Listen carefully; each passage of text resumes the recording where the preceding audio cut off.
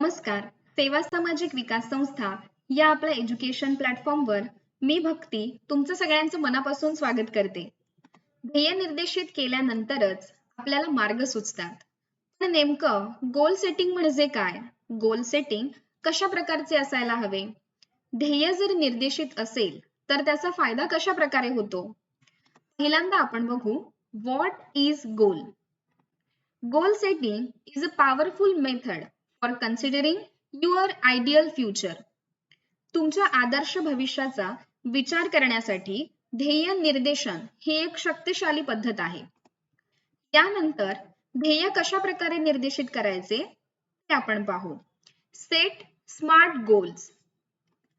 S for specific म्हणजे विशिष्ट ध्येय. M फॉर मेजरेबल म्हणजे मोजण्यायोग्य असणारे ध्येय. A फॉर अटेनमेंट म्हणजे ध्येय प्राप्ती. R फॉर रिलिव्हंट म्हणजे संबंधात्मक ध्येय. आणि T फॉर टाइम बाउंड म्हणजे कालबद्ध असणारे ध्येय. यानंतर ध्येय निश्चित करण्यासाठी काही गोष्टींची पूर्तता होणं गरजेचं आहे. जसे identify what you want to achieve म्हणजे तुम्हाला नेमकं काय साध्य करायचं आहे. Where you must concentrate your efforts. Goal set केल्याप्रमाणे तुम्ही तुमचे प्रयत्न कोठे केंद्रित केले पाहिजेत.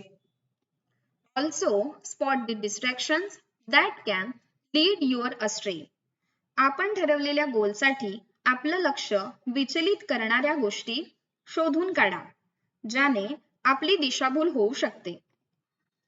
यानंतर ध्येय नेमकं कशा प्रकारे ठरवले पाहिजे याबद्दल पाहू. First, create your big picture for next 10 years. पहिल्यांदा पुढच्या 10 वर्षांसाठी मोठी पिक्चर्स किंवा मोठी स्वप्न तयार ठेवा. Identify the large scale goals that you just wish to achieve. तुम्ही फक्त साध्य करू इच्छित असलेली मोठ्या प्रमाणात उद्दिष्ट ओळखा. Then break these into the smaller targets that you simply should hit to succeed in your life goals. मग जे आपण येणाऱ्या 10 वर्षांसाठी ठरवले आहे ते लहान लहान लक्ष्यांमध्ये विभाजित करा जे तुम्ही अगदी सहजपणे पूर्ण करू शकता. Once you have your plan, you begin working on it to achieve these goals. एकदा का तुमच्याकडे तुमची योजना तयार झाली की ही उद्दिष्टे साध्य करण्यासाठी तुम्ही त्यावर काम करण्यास सुरुवात करता. ध्येय निश्चित करणे हे प्रत्येक माणसासाठी गरजेचं आहे. Setting goal is important for an individual because goals narrow attention and direct efforts to goal related activities. गोल्सवर लक्ष आणि गोलच्या संबंधित क्रियाकलापांसाठी थेट प्रयत्न करणं गरजेचं आहे. Goals lead to more effort. ध्येय निर्देशित केल्यामुळे अधिक प्रयत्न होतात. One works to set back if he is pursuing a goal. जी व्यक्ती ध्येयाच्या दिशेने वाटचाल करत असते ती अडथळ्यांमधून काम करते. It develops and changes individuals behaviour.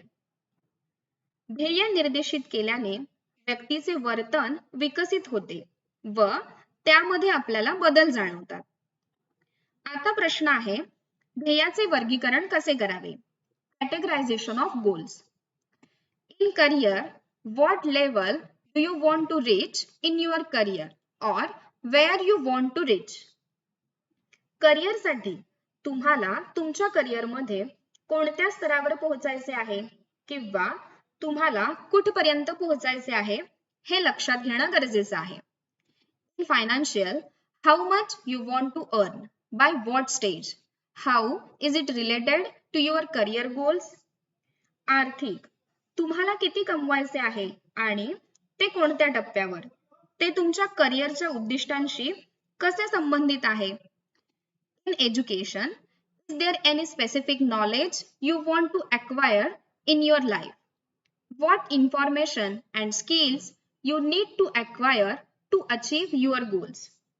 शिक्षण, तुम्हाला जीवनात काही विशिष्ट ज्ञान मिळवायचे आहे का. तुमचे ध्येय साध्य करण्यासाठी तुम्हाला कोणती माहिती आणि कौशल्य आत्मसात करणे आवश्यक आहे? Family. How you want to be seen by your spouse and family members. कुटुंब.